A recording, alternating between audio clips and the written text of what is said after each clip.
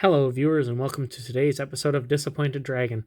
I have returned from a family vacation to California, and aside from a sunburn, a very large lift bill, and a healthy aversion to crowds, I have also brought back a blind bag to open. A blind bag that cost me 15 American dollars, or roughly 6 million Canadian dollars.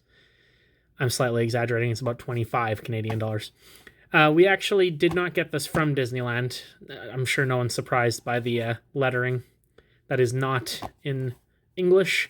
This was from a store that we actually found by accident. We went for a walk around California on one of the days that we weren't going down to Disneyland.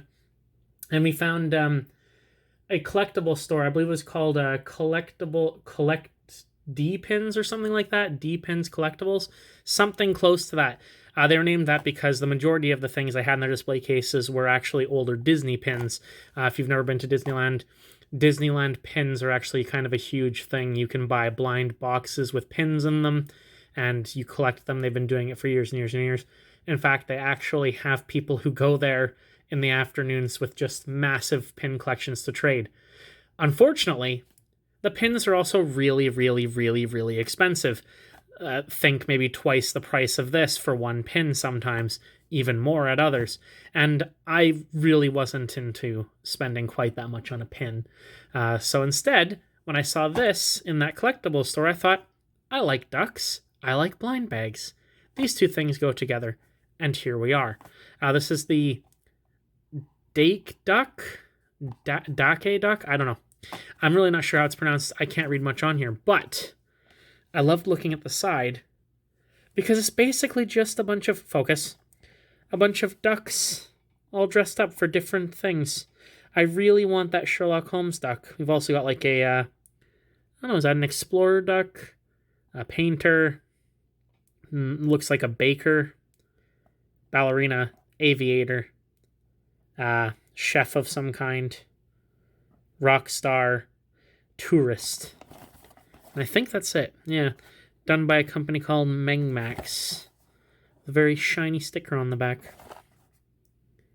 And then, of course, the old 0 to 3, not suitable for, and a bunch of things I can't read. If anybody knows what it says, let me know.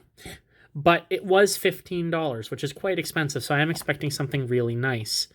It was actually a pretty cool store, though. While I was there, I also found an unopened Pterosaur reissue, the Beast War pterodactyl one. I used to have it as a kid. In fact, I still have a loose one, but I really wanted one in the package, and it was also only $15, so of course I had to pick it up. Enough prevaricating about the bush. Let's open this and see what's inside. I'm going to be happy with any of them, but the one I want the most, of course, is the Sherlock Holmes duck. There's also apparently, it looks like a jester duck, and I don't know what that one is. Those are the rare ones, so we'll see.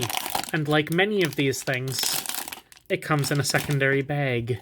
Ooh, and oh no, it tells you which one it is. That's unfortunate. You get a card which tells you which one it is, which I won't flip around because it'll spoil the surprise, which I've already done for myself. I would have liked to have gotten more of these, but they were kind of expensive, so I didn't. And we got the duck with the dumpling. Very, very nice. It is a really wonderful figure, except its foot's broken off. That is most unfortunate.